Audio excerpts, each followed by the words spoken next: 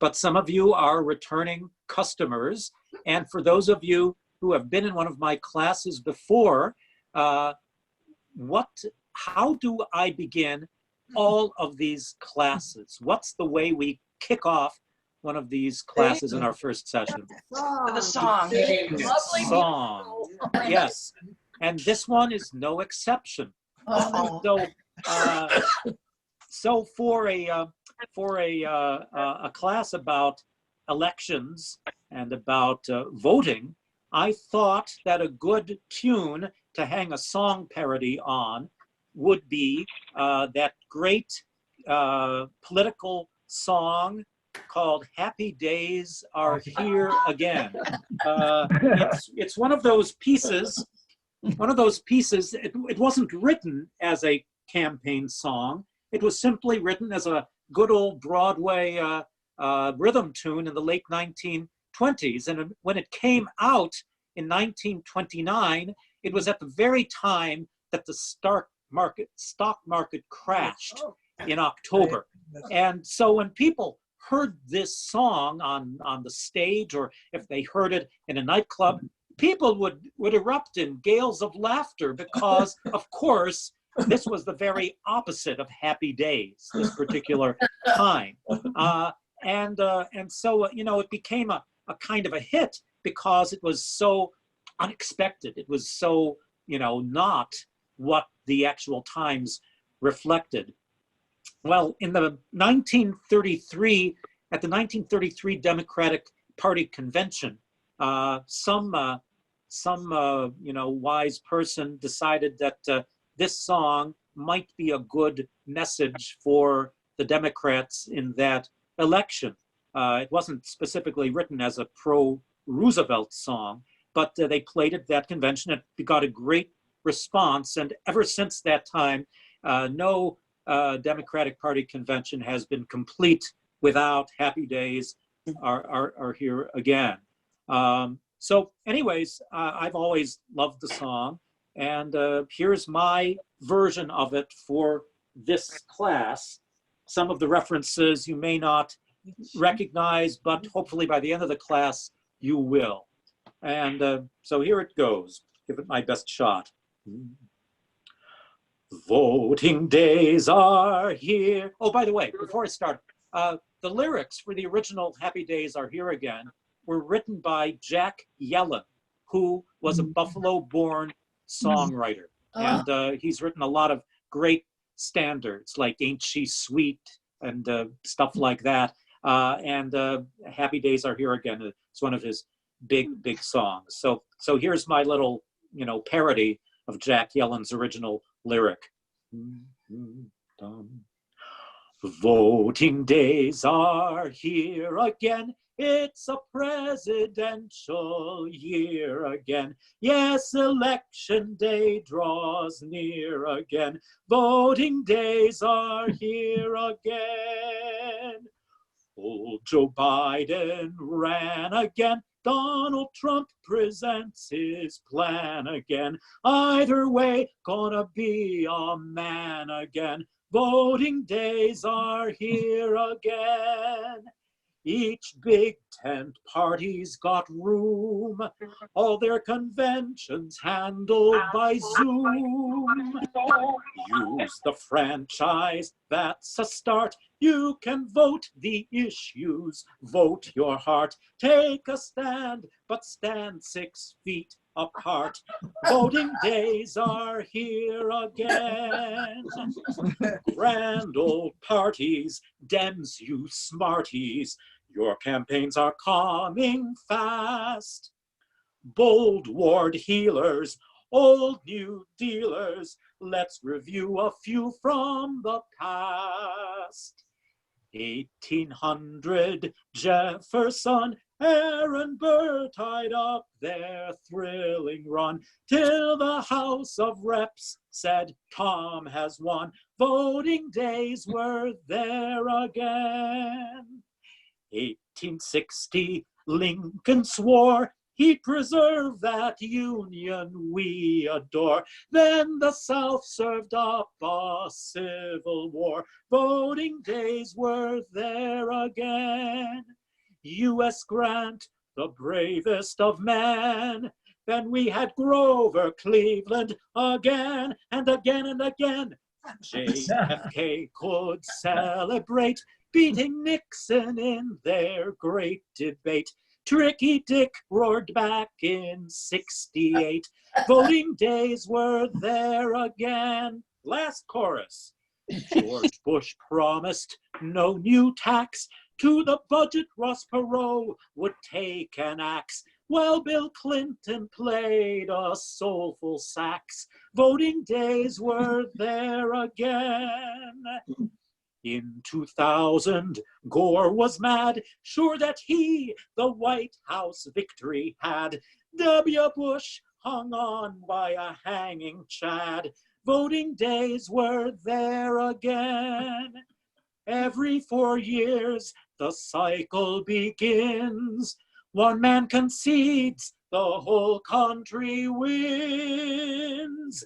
Mark your ballot, make your choice. That's the way that we can raise our voice. Let's be heard and let us all rejoice in a phrase. Voting pays. Voting days are here again.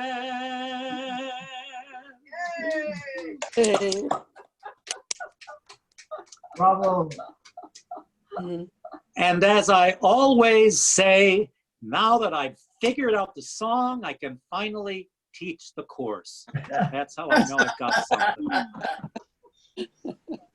Now, my first question to you, well, let me preface this. In one of the books that I read for this class, there is, I don't know, a question that was asked of George H.W. Bush when he was leaving the White House. I guess he was trying to figure out what his email address should be when he, started getting online on the computer in the 1990s. And so someone asked him, what's your handle going to be? And he said, former leader of the free world. Former leader of the free world. Man, that is a big burden for any person to shoulder. Leader of the free world. Some people call the president of the United States the most powerful person in the world. Who wants a job like that? Who would move heaven and earth to take on a job of that immensity? I think very few people have that kind of self-belief or ego or lust for power.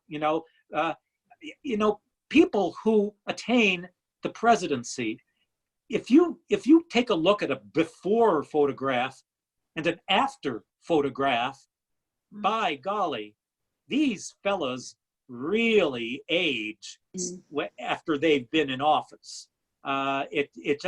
This is not an office for the faint of heart, or the faint of constitution. No pun intended. It's a tough job. It's a really tough job. Some of the books that I've read, indicate the immensity of this job. I mean, there's one book I read called The Impossible Presidency, talking about how even people of the greatest skill, of the greatest knowledge, the greatest ability, they still find it a nearly impossible task to do this job well. It's a job that has left people just throwing their hands in the air, that there's just so much that's beyond their control. As much as they would like to fulfill everything they'd like to do in that office, there are just some things that are beyond them. Some people say that intelligence may not be the main qualification for office. There are other gifts that maybe are more important. And another book I looked at was called The End of Greatness, referring to the fact that, the last really great president we had was Franklin Delano Roosevelt in the 1930s and 40s, and everyone else since then has really kind of paled in comparison to FDR. And maybe we're at a stage in American history where, again, the demands of the office are so immense that you really cannot find someone to fill those shoes of greatness. It's almost as if you would really need to be God in order to have the kind of omnipotence and omniscience to be able to do this job properly. But gods don't run for president. Only fallible men and women run for president. And that's the problem. So yeah, who the hell wants to be president and why? It wasn't always this way. At one time, the presidency was a manageable office. It was a doable kind of job. I think it wouldn't hurt for us to go back to our good old friend, the Constitution, to see what they had to say about presidential duties and presidential powers. And it's in a very tightly written 3 paragraphs in Article 2, Section 2 of the Constitution. And by the way, if you have a copy of the Constitution, this might be a good time to fetch it because it might be good to look at it in good old black and white. But this is from my copy where it talks about presidential powers.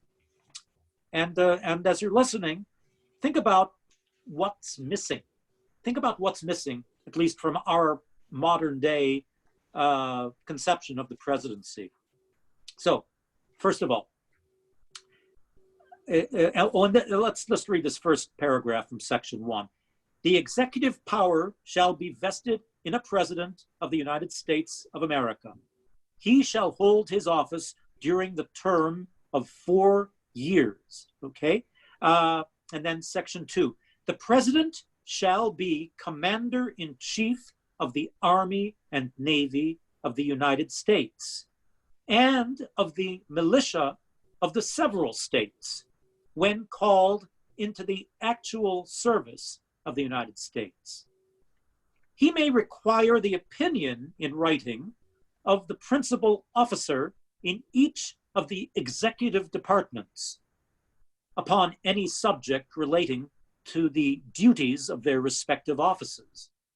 And he shall have power to grant reprieves and pardons for offenses against the United States, except in cases of impeachment.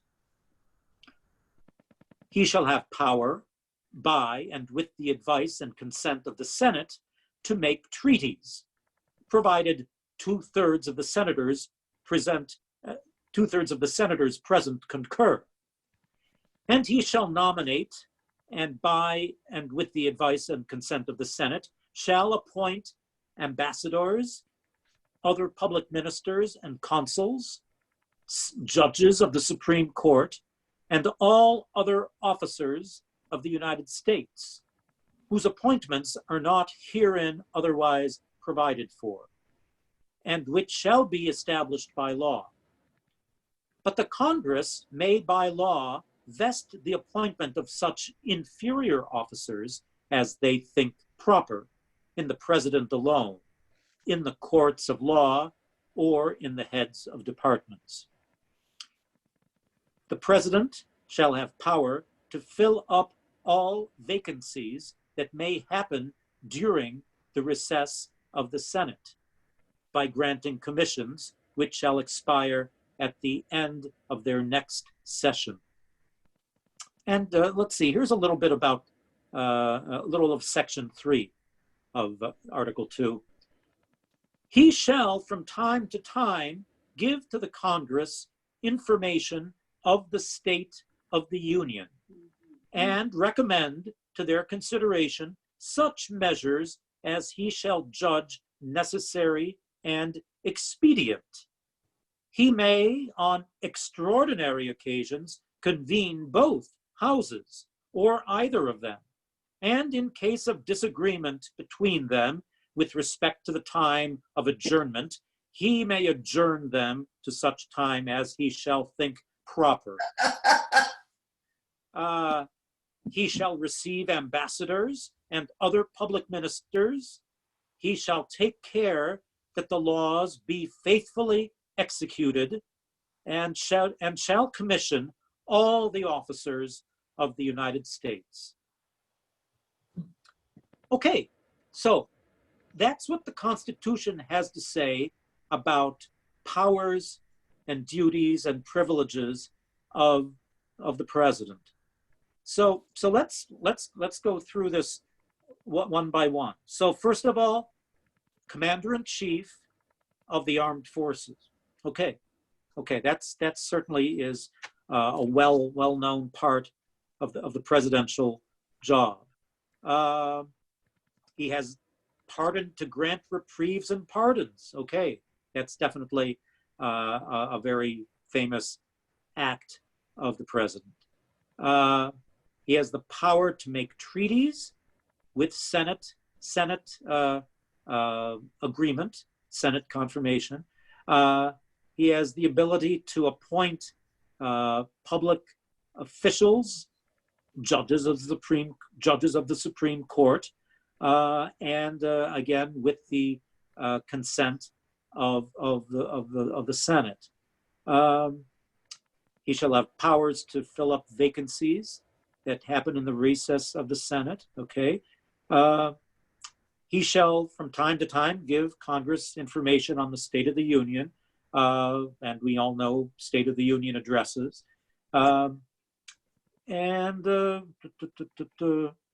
Yeah, he shall receive ambassadors, public ministers. He shall be sure that the laws are faithfully executed. Okay, he's the head of the executive branch, so that makes sense. And shall commission all officers of the United States. Okay, so all that certainly is very plain in the Constitution.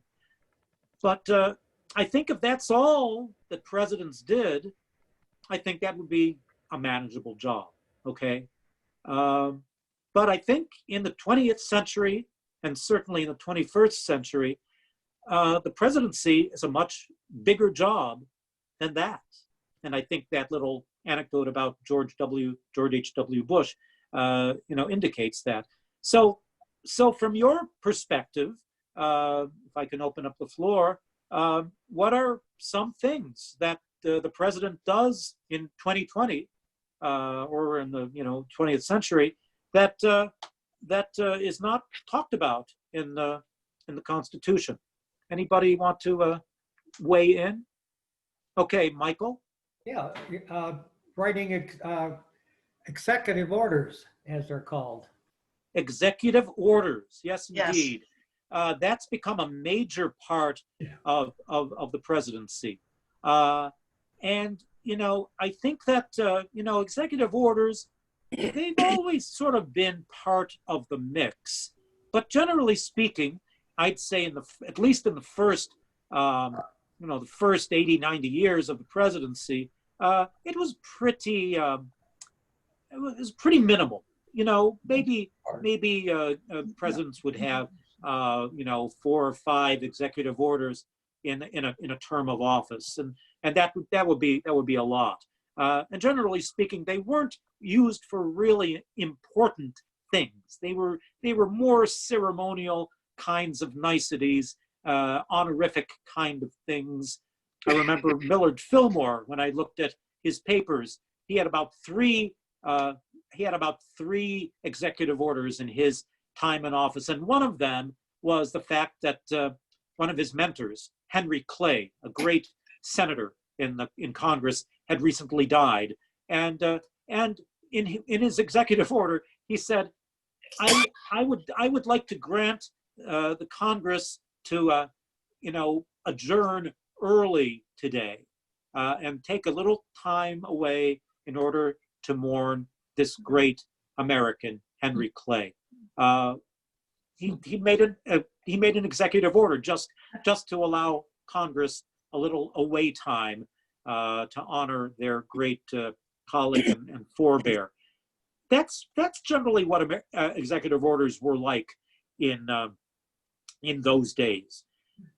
I would say, I'd say probably Lincoln during the Civil War, because it was wartime. I'd say he probably increased the number of executive orders because it was an emergency time. And then it decreased again in the latter part of the 19th century. But starting with Theodore Roosevelt in the 20th century and all the presidents after him, executive orders became a much more active, much more important form of deliberation. And I think it borders on actual legislation in a way from the executive branch, really kind of superseding or abrogating Congress's role to legislate in a way. So I would say that executive, I don't have my data with me right now, but the tendency to give executive orders with real heft and weight is much stronger in the 20th century and in today's our present 21st century than it was in the early part of our history. So yes, executive orders is definitely something that it's definitely extra constitutional. Mm-hmm. And just speaking ex cathedra, maybe weighing in on a partisan kind of thing, I keep looking for someone in these presidential debates. I've never heard anyone ask this question. Candidate X, what is your attitude toward presidential powers? Do you believe that recent presidents have exceeded their constitutional stated powers? And don't you think we need to retrench a bit and give back to Congress what they have been allotted in terms of their legislative powers and privileges? I've never heard anyone ask that question in a debate. And I think it's really a debate that's worth having, because I do believe that presidents really do use quite a lot of extra constitutional powers today. Yeah. And it's something that we really need to talk about, because this may not be the best thing, depending on the kind of order it is. I really think that that is a piece of controversy that deserves discussion, because there are a lot of things that presidents claim as their powers that really aren't in the Constitution. So that's why we have these three branches of government: executive, legislative, and judicial. And each of these branches is supposed to provide a check and balance for the other two branches. And I think in various cases, the other two branches really have not been providing that strong check on the powers of the executive branch. So it's one of the things that has greatly added to the weight of the presidency, the weight of that office. There's so much more the president can do, simply because the presidency has not been checked in terms of what the office can do. And so it's a great it's a great power to be able to do this by the president, but it's also a burden as well, because when you're given great powers and privileges, much more is expected of you. So there's more ways that you can err, more ways that you can go astray. Any other things that you found missing in that description of presidential powers? Michael, it's Carol. Hello, how are you? Hi, fine. I don't know whether this comes in any place as a constitution. I'm sure it doesn't. But I think in more recent years, the president has also had to take on the role of consoler in chief, which does seem to take a lot of press, take up a lot of time. Yes. And I don't think there's anything written any place that says he must go to every shooting, he must go to every protest, to every disaster. But it certainly is takes a lot of time. Yeah. So yeah, I think that again, this is not something that's written down in statute law, but yes, I think in the certainly in the 20th century, definitely in our millennium, the idea of the president as being something of a spiritual leader, not just an executive leader, not just a legislative leader, but a spiritual leader. You hear the expression the bully pulpit. I think that was coined by Theodore Roosevelt.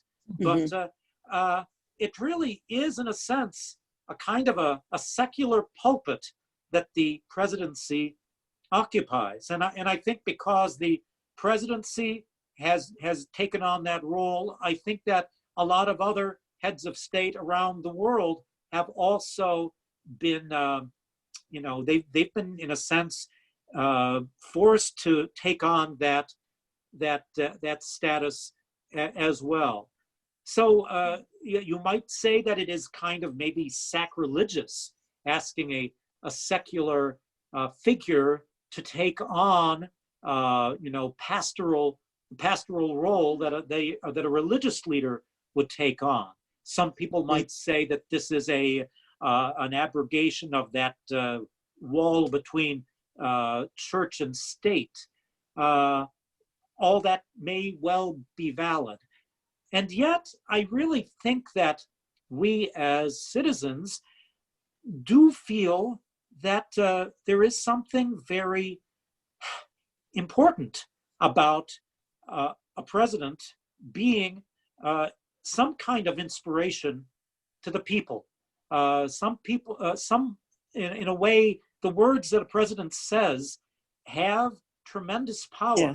And if a president can offer words that have a kind of inspirational message that the citizens can take and use as a kind of motive power to their own work in keeping this democracy going, that's worth the president's time to act in that role. And some presidents are better at this role than others. But I think that we're not going to talk about a lot about FDR in this class, but certainly in Franklin Delano Roosevelt's inaugural address in 1933, when he made that statement to the American people that the only thing we have to fear is fear itself, that when he tried to reassure Americans that all is not hopeless, all is not lost, that we will find our way out of this pit that we're in at the present time, that this was an important thing for Roosevelt to do. And later on in a fireside chat, when he tried to convince people that instituting a bank holiday in which the banks would be closed, in which certain reforms could be instituted to make the banks safer, that this would be something that would give people greater confidence in their banking system. This was, again, in a sense, not just being an executive or a legislator, but being a kind of, kind of inspiring kind of person. And I think that ever after FDR, presidents have felt impelled to take on this role. So it's certainly not in any kind of black and white statement of purpose, but I think that it has become a big part of being president. Susan, I see your hand up. Yeah, I'd like to sort of tag on to that. I think there's something that's very much related to that, and that is that we look to the president as someone to help us make sense of the world. Okay, we like to think that with all the briefings and intelligence that the president gets, that he can be a trustworthy conduit of Yeah. reliable information That he'll about what is tell us going the on truth. Yeah, in the we world. believe he'll tell us the truth. Yes, yes. I think that it's important. It's imperative that people feel that they can trust the information that's coming from the president.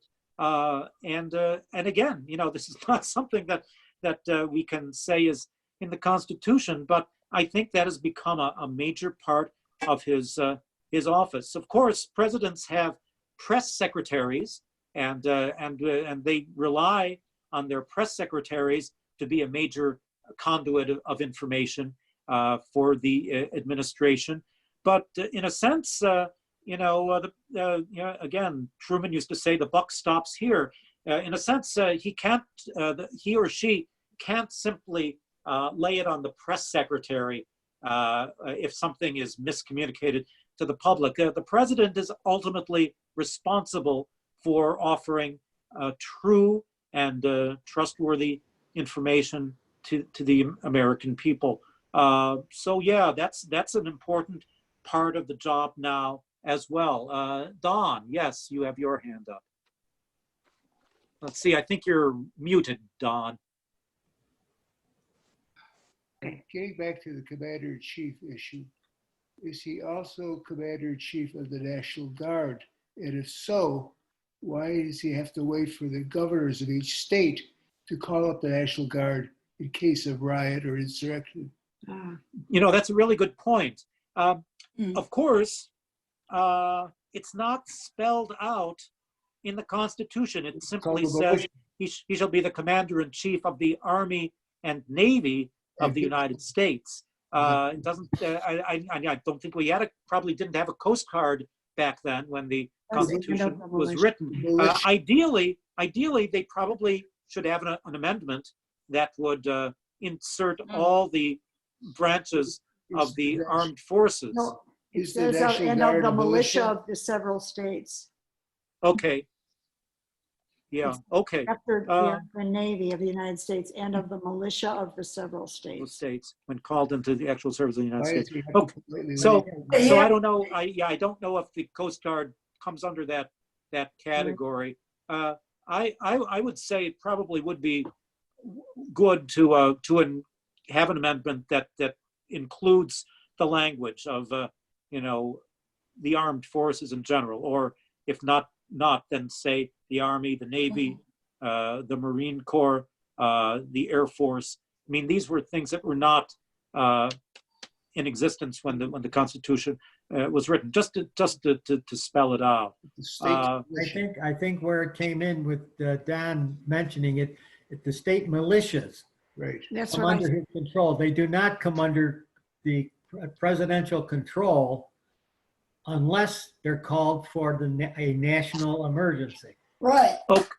Okay. Yeah, that's I think probably the correct distinction. So there is this balance of power between national, federal level and state level, and it's kind of a delicate balance between the two. So that may be the distinction. In wartime, perhaps the president has that power, but maybe in peacetime, it's under the purview of the states. Am I understanding that properly? No, the way it actually goes, that the militias are still controlled by the state. Okay. And the only time they can go into federal service is at the asking of the president. The president physically has to ask the states to enroll their troops into the national army. Okay. All right. Okay. Thank you very much. I was part of it for a while. Thank you. Let's see. Do I see any other hands up? Let's see. I see Robert. Yes. Disaster declarations. Disaster declarations. Boy, yeah, that's a major portion of the president's job now, and certainly there's nothing specifically about that. I guess you could say that it has to do with the laws being faithfully executed, but that's not really a law. That's simply an emergency, and the president has to be leading the effort in dealing with that emergency. So yeah, that's an aspect of the position that I think has grown as the country's history has progressed, and you know, as different departments have been added to the government, it's up to the president through emergency declarations to get certain departments activated to work on a problem. So yeah, that's definitely a big part of the job as well. Okay, and let's see, Sue Tomaszewski. Yes, thank you. I'm just confused if you can go back to the previous one where it stated about the state militias, but then the question I think I heard was about the National Guard. So not the Coast Guard, but the National Guard. So now, is the state militias that's referred to in the Constitution the same as what we now have as National Guard? Okay, I think you're right. I think so. And then the question being is, if the state militias are now what we're referring to as National Guard, then I thought that it was the governors had to ask the federal government to help with the National Guard.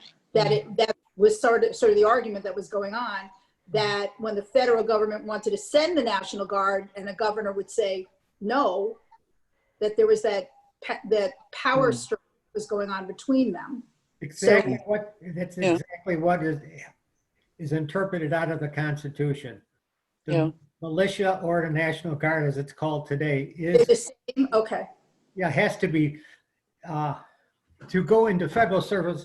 The president has to get the compliance with the governor. So it's the governor's request, not the president's request. No. Oh. For a national emergency, the governor can send them out at any time. Okay. The National Guard is under his control. Okay. Okay. Thank you. Yeah. Okay. Thank you. I just needed that clarified. All righty. Well, let's see. And Susan W. Yes. One other thing that the founders didn't imagine, and that is our party system. The president head of his party. I don't think so. Yeah. Yeah, that's a very good point. You know, George Washington, he was very firm in his belief that that faction and parties were not a desirable thing. I don't think he enjoyed seeing the conflict between, say, Tories and Whigs in the British parliamentary system, and I think he really didn't want to see America go down that same road. And in Washington's farewell address, he warned for future administrations and governments to beware of the acrimony and dangers of factional government. But the seeds of factional government were even there during Washington's administration. So that was kind of a lost battle, but that he felt very strongly about it. So you know, the people who worked toward forming this Constitution in 1787, they became known as Federalists, believing in this system of powers shared by the national federal level and the state level. Certain powers apportioned to one and certain powers apportioned to the other. So these people who helped craft the Constitution became known as Federalists. So in the beginning, that just happened to be, the people who became part of Washington's administration became known as, this federal group. But as his administration went on, there were people such as Thomas Jefferson who began to have strong disagreements with George Washington in terms of issues like presidential powers exceeding what was in the Constitution and various other things. There are people who felt that the presidency should not become too powerful, or else it would become like a king, like a monarch. And this was Thomas Jefferson's big beef with Washington and Adams and Alexander Hamilton. So there became, this faction of sort of anti-federalists, and they became known by a certain designation as Republicans, and to take the confusion out between that group and modern day Republicans, I call them, and historians sometimes call them, Democratic Republicans, sort of that hyphenated name, Democratic Republicans. They more were in favor of a government, a national government that was much more, that did not strain for increased powers. That they wanted to be sure that that they did not overstep their bounds in terms of either legislative or executive or judicial action, and tried to to profess liberty for people as much as possible, and that to leave as many of these decisions to individuals and to the individual states. So there grew these two factions in the late 18th century: the Federalists and the Jeffersonian Democratic Republicans. The Federalists, the godfather of that faction really was Alexander Hamilton. He was really kind of the power behind the throne. He was really the intellectual behind the Federalists. And then the Democratic Republicans, it was really Thomas Jefferson who really was their political philosopher. So right at the start of the history of this country, there is this idea of factionalism, and yeah. So in a case like this where there are parties, then in a sense the president does become, in a sense, the titular head of that party. But I would say in this case, for the Federalists, Adams may well have been the titular head while he was president, but it really was Hamilton who was the brains behind the operation. But I'd say, in years succeeding, the chief executive really does become kind of like the head of the party that he represents. So very good point. So, I talk about in my song, voting days are here again and all that stuff, and we're all excited to vote for the president this year. But I think a lot of people, maybe not you, because you're all more attuned to this than most people, a lot of people aren't aware that people really aren't voting for a president. They really are voting for a presidential elector. And the presidency is really the only office that is selected in this kind of indirect democratic way, not voted directly by the citizenry. Right. But if you're looking at this literally speaking, a voter is voting for, at least in today's world, a slate of presidential electors who are committed to a particular presidential candidate. That's what we do in November, that first Tuesday in November. That's what we do. And then in December, there is an organization that appears only every 4 years. It's sort of like Brigadoon. It only appears every 4 years. It's called the Electoral College. And this magical college appears, and it's they gather in each state. The members of the college from each state gather at the state capitol, and each of them votes for the candidate that they are committed to. Okay, that's in December, and then in January, these certificates of the electors, the certificates that these electors have established in each state, they're gathered in Washington, D.C. in January. And these certificates are opened in, I guess, I don't know if they're opened in the Senate or the House of Representatives. I think they were opened in the Senate, actually.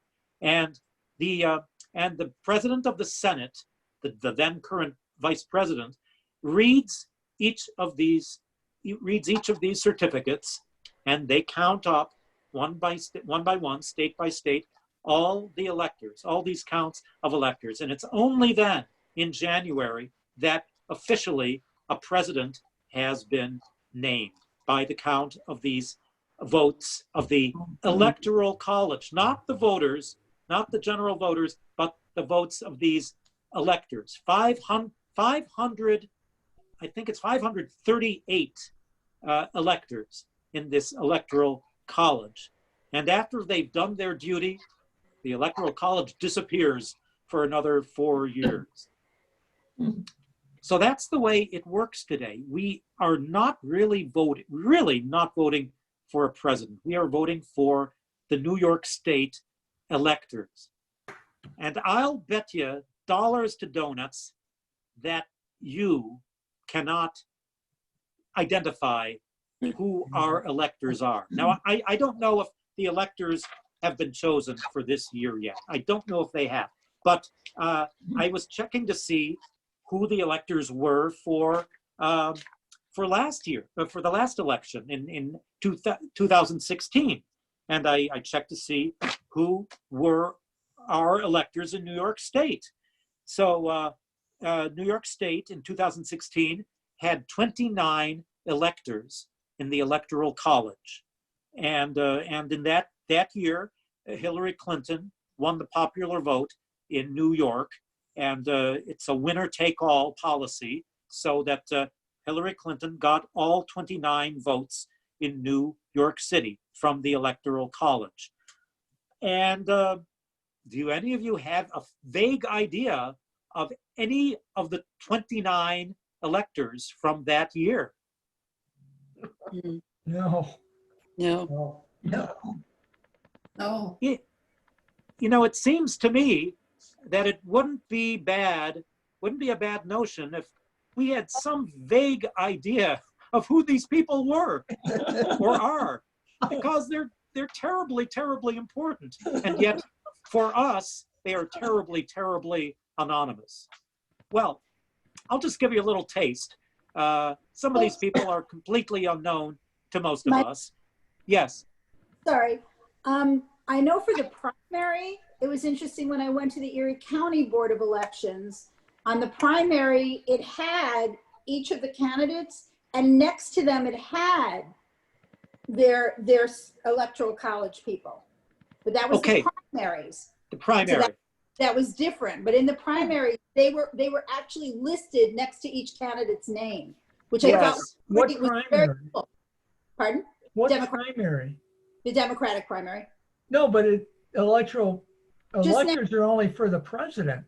They're not for any other position. Well, I don't know what they were. I don't know. They're not. They weren't electors. So Yes, they were electors. I think they may have been potential delegates to the Democratic Convention. Maybe they were delegates. Possibly. Maybe they were. That may be the case.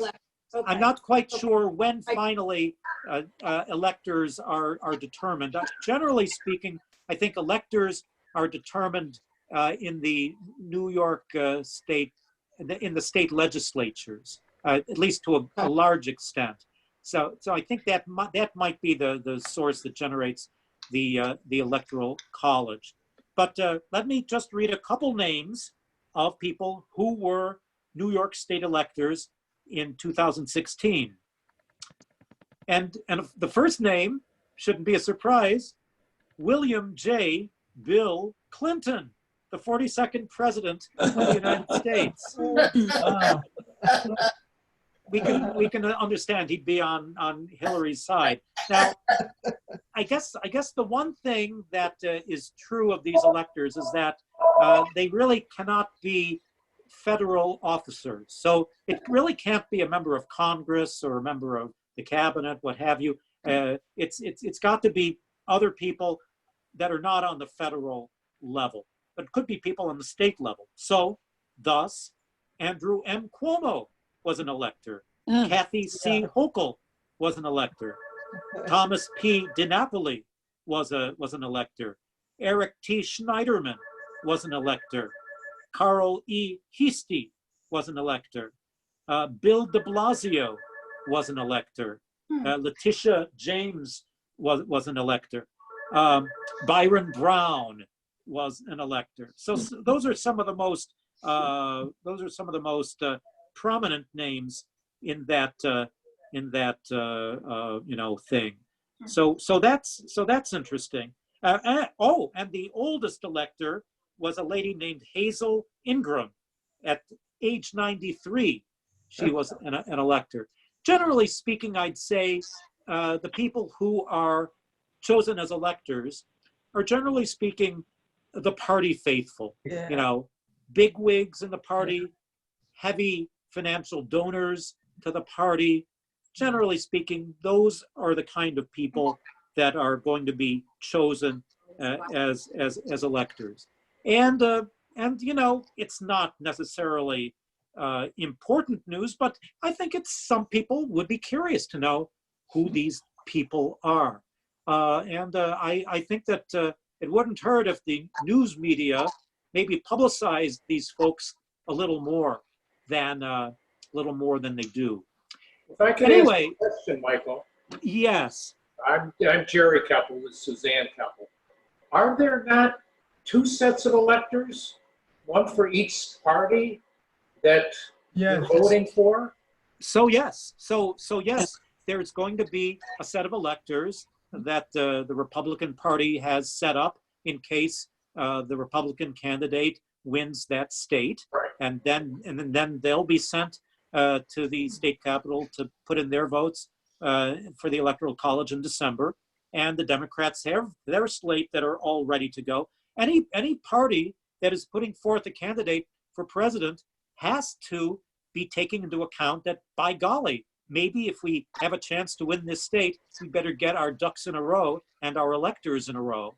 That would be very wise of them to do. So that's important for all these parties who have electors, who have a candidate for president running in a particular state, because those are the people who are actually going to make a difference. It's all very well and good if you've got a candidate who wins the popular vote in a state, but if your party hasn't selected any electors, it's not going to make a bit of difference, because if you don't send any electors to the Senate to be counted in January, it's not going to matter, because they only care about the Electoral College count. So yeah, every candidate who runs and is on the ballot, they've got to be prepared to have a slate in New York State, at least, of 29 people that they can send to Albany in December to be counted as electors in case of victory. They change their mind? Could they change their mind? He wanted, can they change their minds? Not anymore. No. Well, it varies from state to state. But if they do change their mind, then they are given the rather opprobrious name of a faithless elector. Excuse me, Mike. And that definitely has bad connotations.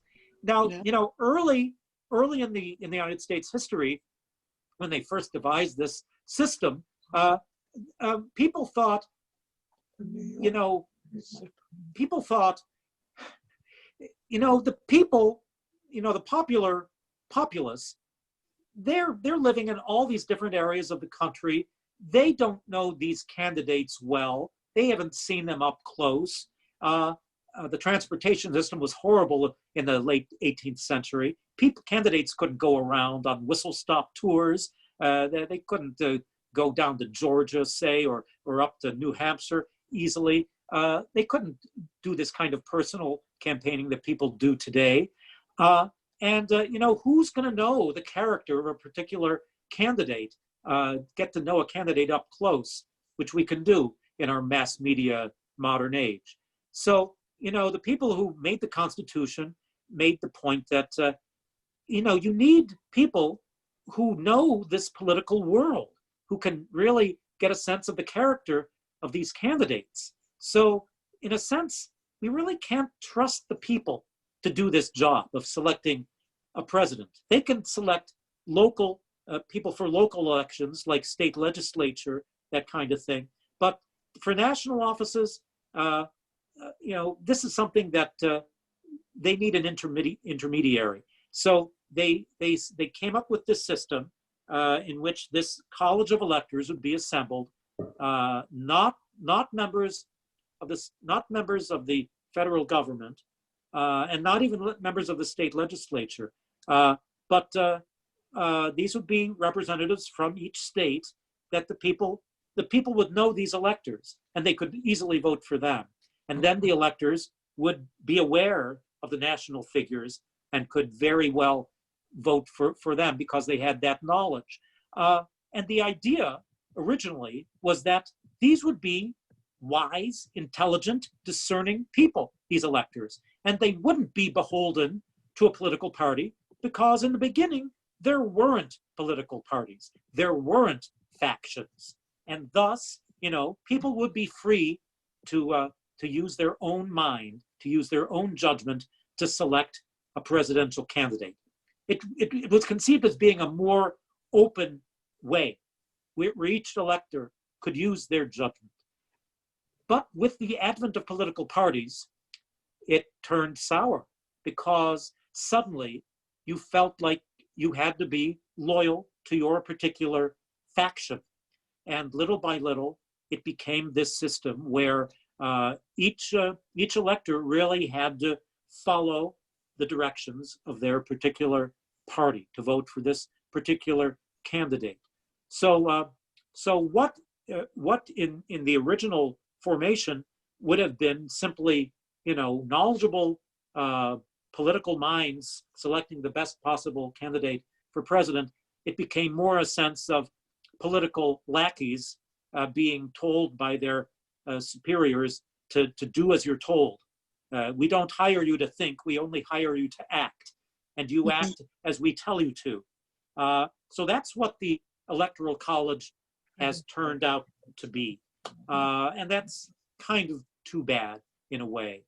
There are various people who aren't really happy with this electoral system, to say the least. Susan McClary, you have your hand up. Oh, really quickly. So in the original beginning, there was no Electoral College? Oh, no. No, in the beginning. I'm talking biblically here. In the beginning, there was a section of the Constitution devoted to the Electoral College. Oh, so it was there from the beginning. It was there changed. From the beginning. But the nature of the institution, I think, has changed. But it's still there. It's still there. So the original reason for its being was that the people simply did not have the ability to really see these candidates up close and really get to know who they are and what they stood for. Yeah. And the folks in the Constitution felt that you needed to really have people who could be representative of the populace to have the discernment to select these presidential candidates for the office.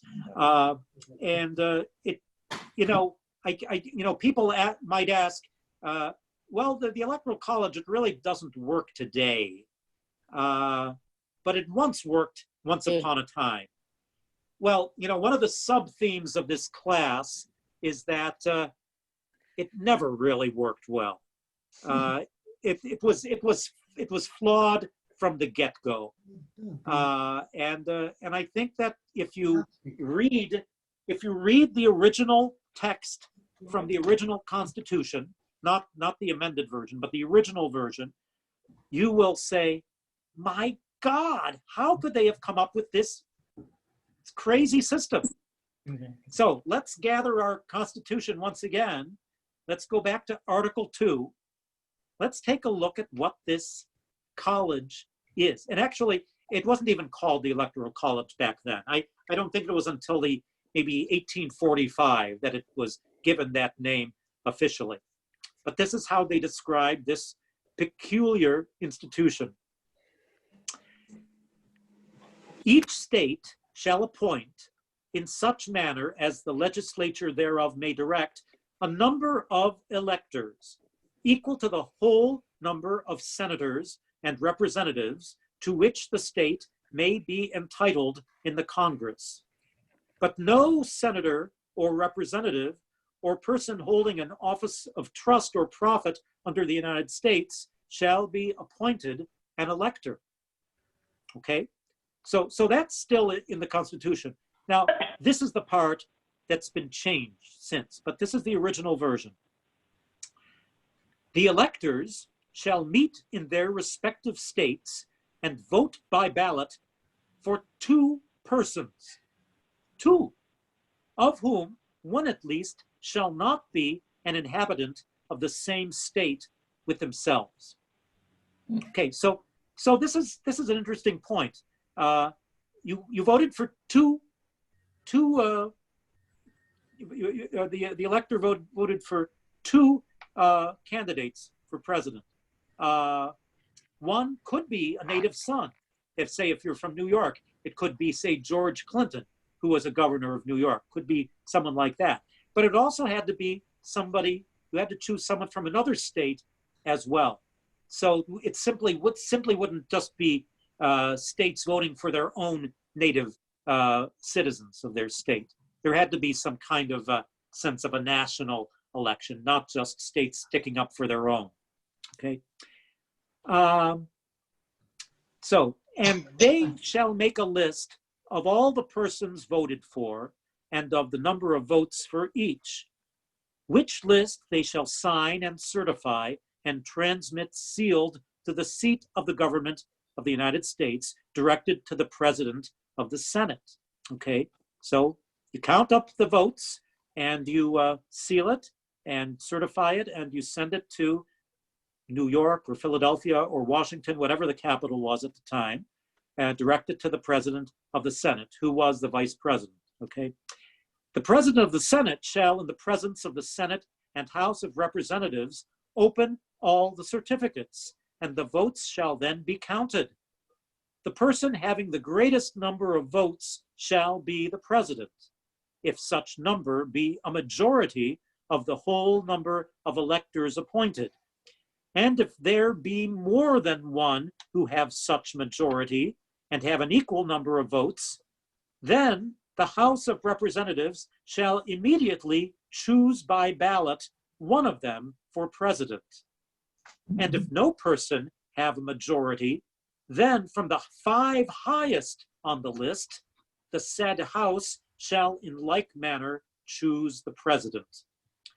But in choosing the president, the votes shall be taken by states, the representative from each state having 1 vote.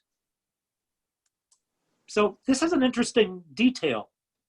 If there's a tie for the number of electors who voted for president, and they have to throw the election into the House of Representatives to vote, and you poll each state delegation in the House of Representatives as to who they favor, it's only 1 vote for each state. It doesn't matter how large a state or how small a state you are, you only get 1 vote. So Delaware and New York, one's a small state, one's a large state, same amount of electing power when you're voting in the House of Representatives. Mm-hmm. I didn't know that. So that's pretty interesting. Okay.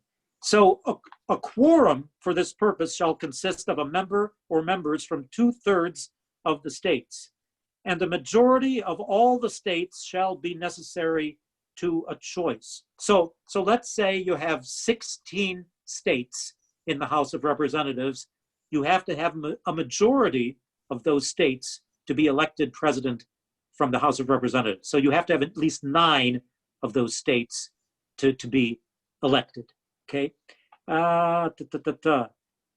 In every case, after the choice of the president, the person having the greatest number of votes of the electors shall be vice president. Okay, person who comes in second becomes vice president. But if there should remain 2 or more who have equal votes for vice president, the Senate shall choose from them by ballot the vice president. So if there's any doubt about vice president, instead of going to the House to be decided, it goes into the Senate to be decided. And it's, again, the same equal number of votes, equal number of powers for each state in the Senate. So because the Senate is equal representation by state, whereas in the House, it depends on the population of the state. So that's the original version of this Electoral College. Oh, and it also says at the end, the Congress may determine the time of choosing the electors and the day on which they shall give their votes, which day shall be the same throughout the United States. So it's, again, they give Congress that power, but it's not spelled out in the Constitution. So my question to you is, how could anything go wrong with a system like this? Seems perfectly logical to me, doesn't it? Mm-hmm. Convoluted. Convoluted, yes. It has been described by more than one commentator as a Rube Goldberg overcomplicated contraption. And this was long before Rube Goldberg was born. So this is a strange animal, this Electoral College. Can any of you spot the flaws in this brilliant conception? Well, my Yes. concern, Linda Wagner, okay? Yes, how are you? My concern is it doesn't say anywhere in the Constitution how the states have their electors vote. In other words, in New York State, it's winner take all. But there are states in the country where it's not that way. So it's not apparently a constitutional Yeah, that's not a constitutional demand. That's something that each state has decided for itself. So it varied in different ways. Let me see if I have this here. Yeah, so methods for choosing electors. So in one reference book I looked at, it says that in the early years of the Republic, states used a variety of methods to select presidential electors. For the first presidential election in 1789, 4 states held direct popular elections to choose their electors. So 4 states used popular votes. And by the way, back then, not everyone could vote. As you well know, women could not vote. You know, of course, the black population could not vote. You know, they were mainly slaves. And poor people probably couldn't vote either. It was mainly people who owned property. That was the main thing, property owners. So that really limited the popular vote. So 1789, 4 states held direct popular elections. In 5 states, the state legislatures were to make the choice. So the people who were in the legislature of 5 states voted about who their electors would be. So again, that's another kind of indirect kind of way of electing the president. Let's see. So it says New Hampshire and Massachusetts adopted a combination of the legislative and popular methods. New Hampshire held a statewide popular vote for presidential electors with the stipulation that any elector would have to win a majority of the popular vote to be elected. Otherwise, the legislature would choose. In Massachusetts, the arrangement was for the electors in each congressional district to vote for the two persons they wanted to be presidential electors. From the two individuals in each district receiving the highest number of votes, the legislature, by joint ballot of both houses, was to choose one. In addition, the legislature was to choose two electors at large. And it says in that first election, because of a dispute between the two chambers, the New York legislature, boo to us, failed to choose electors. The state Senate insisted on full equality with the Assembly, that is the lower house, that is, the state Senate insisted on full equality with the Assembly, the lower house, that is, the Senate wanted each house to take a separate ballot and to resolve any differences between them by agreement rather than by having one house impose its will on the other. The Assembly, on the other hand, wanted a joint ballot on which the lower house's larger numbers would prevail, or it was willing to divide the electors with the Senate. The failure to compromise cost the state its vote in the first presidential election. Wow. So New York did not take part in the election of 1789 at all. Boo to us. So as we've indicated, with the advent of political parties, definite political organizations, pressure came on these electors to really follow their party's decisions. There was this trend to what we call winner-take-all elections. So it says, for the next third of a century, the states moved slowly but inexorably toward a standard system of choosing presidential electors, the statewide winner-take-all popular ballot. The development of political parties resulted in the adoption of slates of electors pledged to vote for the party's presidential candidates.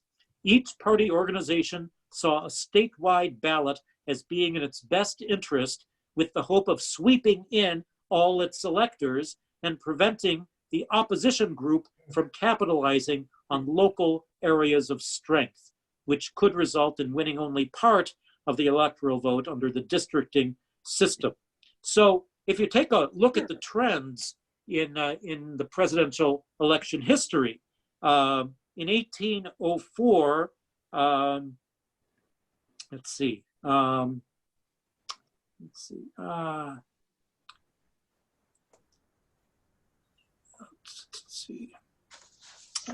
Sorry, I lost my place. Well, in any case, the general trend was to go with these winner-take-all slates of tickets. So that's the way it was. But in the meantime, one of the odd things about this system, as it's described in the Constitution in its original form, is that electors shall vote for two persons, two candidates. Yeah. Okay, so you're not just voting for one candidate for president originally, you're voting for two. Yeah. And of course, you know, later on it says the person who gets the second largest number of votes becomes vice president. So, you know, hopefully you're hoping that you know, you're going to be able to get a situation where you have the person you favor for president get elected, and then his you know, the person he wants as vice president, his running mate, will be elected as well. But if he gets elected with the same number of votes as the president does, it'll be a tie, in which case the election has to be thrown into the House of Representatives. So if you're trying to get your electors to vote strictly by party, then you're going to end up with a tie every time, which doesn't make sense. It's going to go into the House of Representatives every time. So in these first couple elections during the time of George Washington and the time of Thomas Jefferson, it was encouraged by party leaders that the people voting, making a second vote for the presidential office, they would ask them to maybe vote for some unknown candidate, some minor candidate that wasn't a major player in this race, and so making it an uneven vote, so that the person who would be the running mate would always get a little bit less votes, and consequently, would not be rivaling in votes the presidential nominee. And this worked somewhat for during Washington's time. It wasn't Washington who was being contested at first. I mean, Washington was the great Revolutionary War hero. He was not going to be run against by anybody else, but it was for the vice presidency that the contest would really be for. But in this original formulation of the Electoral College, there was no difference being made between people running for president and people running for vice president. It was simply being all candidates are equal. All these people are running for office, and the person who gets the most votes would be president. The person who gets the second number of votes would be vice president. But let's say you're John Adams in 1796, and you're running with a vice president, with a running mate for vice president. In this case, it was Thomas Pinckney. If Adams gets the same number of votes as his vice presidential running mate, it has to be the election has to be thrown into the House of Representatives, and then it's anybody's guess as to who's going to become president. And indeed, there were people like Alexander Hamilton who didn't like John Adams, and he was hoping that he could convince enough electors to throw the election to Thomas Pinckney instead. I don't think any of you have ever heard of Thomas Pinckney, but it was very close. He very well could have become president with Hamilton's influence. But that didn't happen because there were some electors who peeled off and voted for, say, John Jay or George Clinton, somebody else, and so Pinckney had fewer votes, and John Adams became president rather than have a tie. But what was interesting was that instead of having a tie with Pinckney, he ended up having in the second place running for president in 1796, his opponent, Thomas Jefferson. And that was another oddity of this Electoral College system. It would sometimes occur that oftentimes the person in second place would be a political enemy of the person who won the election. So that was indeed the case in 1796 when they got inaugurated in 1797. You had Thomas Jefferson acting as vice president, acting as the president of the Senate, and he was basically like a fox in the henhouse. Basically he was working against Adams in whatever way that he could. So this was really not a well-working system from the get-go. And thus, we come to the election of 1800. And this was where we really had a crisis. And unfortunately, we have such a short amount of time that I really can't tell you the entire story of the election of 1800. But let me just give you a sense of the atmosphere of the time. I mean, this was a true blood sport, matchup between John Adams and his vice president, Thomas Jefferson. So listen to some of the words that went back and forth about these people. Let's see. This is from a book called Rivals Unto Death, Alexander Hamilton and Aaron Burr. These, again, were the kind of powers behind the throne and the respective Federalist and Democratic Republican parties. So it reads, this is Rick Bayer, the author. The fervent belief that so much was at stake, indeed that the fate of the new nation might be in peril, fueled unparalleled personal attacks and stirred deep-seated paranoia. President Adams was decried as a warmonger, a tyrant, a criminal. Republican editor James Callender mocked him as a poor old man and a hideous hermaphroditical character. Can you believe it? He called John Adams a hermaphrodite. You know what that is? Well, look it up. I don't think anyone would dare to call a presidential candidate today a hermaphrodite. That would just not be playing cricket. Hermes and Aphrodite. Anyways, a double devotee of Aphrodite. Anyways, yeah. So Jefferson was labeled an atheist, and apocalyptic prophecies were made about a Jefferson presidency. Murder, robbery, rape, adultery, and incest will all be openly taught and practiced, predicted the Connecticut Courant. The air will be rent with the cries of distress. The soil will be soaked with blood, and the nation black with crimes. Reverend Thomas Dwight, president of Yale, blustered that under a Jefferson presidency, we may see the Bible cast into the bonfire. We may see our wives and daughters the victims of legal prostitution. This was a dirty campaign. Housewives in New England buried their Bibles in the gardens, convinced that as president, Jefferson would confiscate and burn them. This was serious stuff. Now, Alexander Hamilton, he actually hated John Adams so much, and this was so strange because Hamilton was a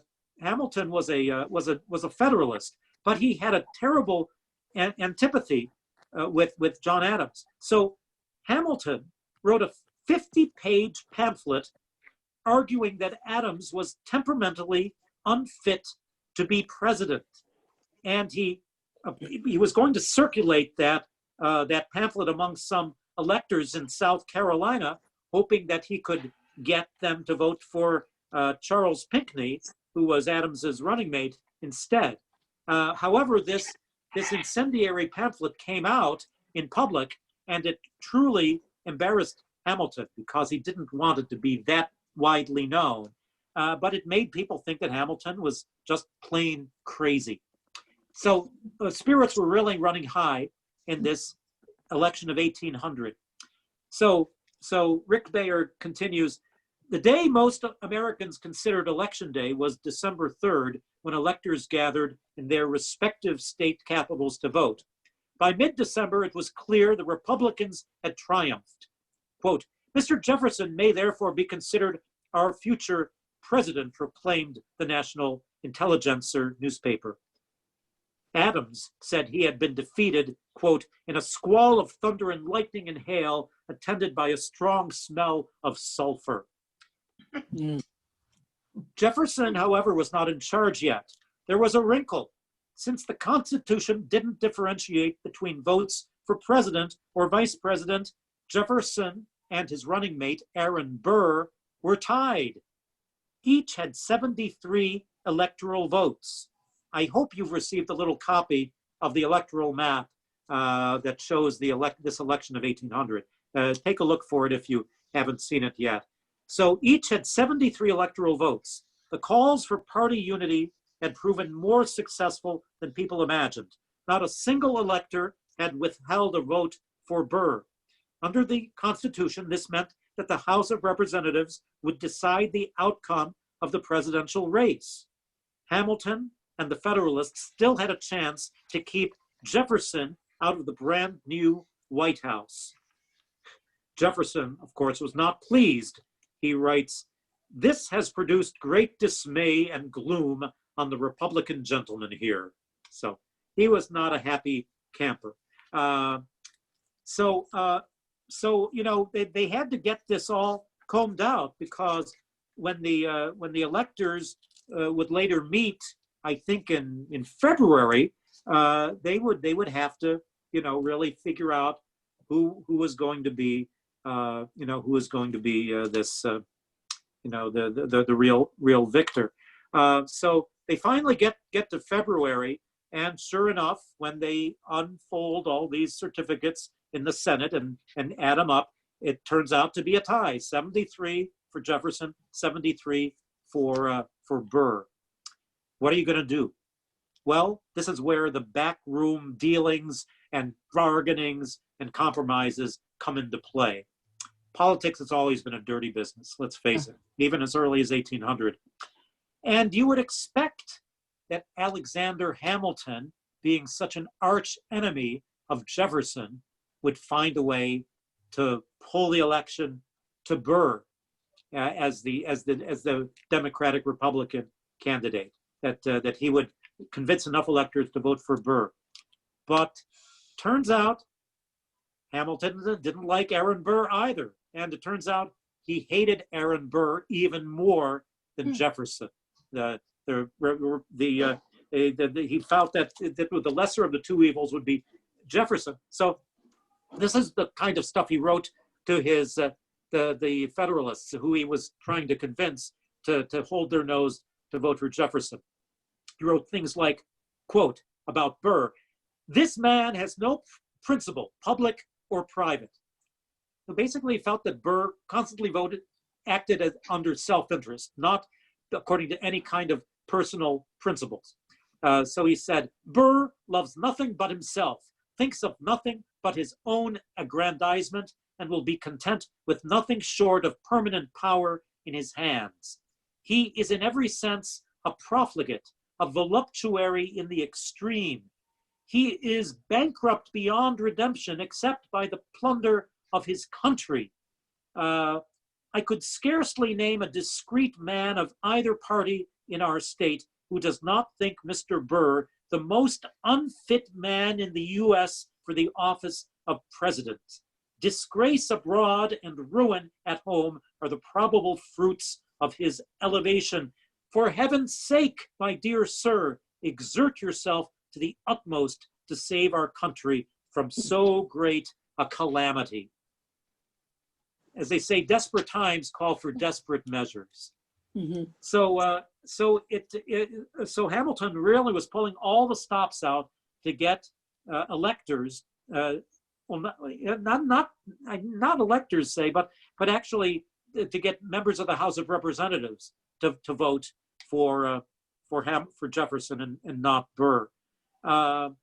So it says when they finally get to the House of Representatives to vote for these candidates, it says that this occurred in February 11th, only a month before inauguration time. It said the first ballot in the House showed 8 states for Jefferson, 6 for Burr, and 2 states tied. And then after 14 more ballots, nothing had changed. They adjourned for dinner and returned for 4 more ballots in the dimly lit chamber. By 3:30 a.m., when they took their last vote, many congressmen were dropping in fatigue. Balloting continued on Thursday, Friday, and Saturday. No change. They went for 35 ballots tied in the House of Representatives. Sunday, the 15th, was supposed to be a day of rest, but no. Instead, it was a day of whispered conferences and furtive negotiations. And Delaware's representative, James Bayard, wondered if the country was going to come apart. Republicans, it seemed, would rather see the Union dissolved than give up Jefferson. He decided that the time had come to heed Hamilton's advice and make the best deal with Jefferson that he could. Working with Congressman Samuel Smith, Jefferson's ally, Bayard received assurances that Jefferson would not tamper with Hamilton's financial system. He would reduce the size of the Navy or take France's side against, okay. So he would promise not to ruin Hamilton's financial system or reduce the size of the Navy or take France's side against England so that America would remain remain neutral in the war between France and England. And in the Federalist caucus on Monday, Bayard announced that he would throw Delaware to Jefferson. And then soon other Federalists followed suit. And sure enough, Jefferson was elected president. And of course, the person who was his now archenemy, Aaron Burr, became his vice president, the person who refused to give up the presidency when it came to the House of Representatives vote. So this was not a happy administration. Jefferson really could barely stand the sight of Aaron Burr after this. So you know that after this election of 1800, there would have to be some surgery done on the Electoral College that would alleviate this from happening in the future. And so there was this amendment that was made in 1804, in which they reformed the Electoral College. And it says the electors shall meet in their respective states and vote by ballot for president and vice president, one of whom at least shall not be an inhabitant of the same state with themselves. They shall name in their ballots the person voted for as president, and in distinct ballots, the person voted for as vice president. So no longer would you vote in the Electoral College for two candidates, undifferentiated. You would vote for one person as president, and then you would vote for another person as vice president. Those would be distinct votes for these electors. And so there would no longer be a chance that a vice president running mate could tie with his presidential running mate in the Electoral College. And otherwise, the Electoral College has pretty much remained what it has been. And as I've indicated as being a theme of this class, it has been an imperfect system ever since. And we will see this occurring periodically in this class, other instances of the Electoral College not quite doing the job that it was supposed to do. And next week in our class, in which we talk about the election of 1824, and we talk about people like Henry Clay and John Quincy Adams and Andrew Jackson, we will see how really fouled up this Electoral College system is, and how it really does not confirm the popular vote very much at all. In fact, in this case, it went against the popular vote. So I hope to see you all again next week at 1 o'clock, meeting in this same Zoom room. And I hope that you will take a little advanced research on the election of 1824, and maybe check into the careers of Andrew Jackson, John Quincy Adams, and Henry Clay, because those will be our main players when we talk next week. So thank you, and until then, the polls are closed. So we'll see you, and have a very good week.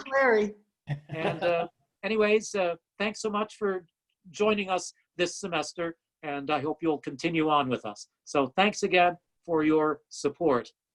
Thank you. Thank you, Michael. Thank you. Oh, wait. Oh,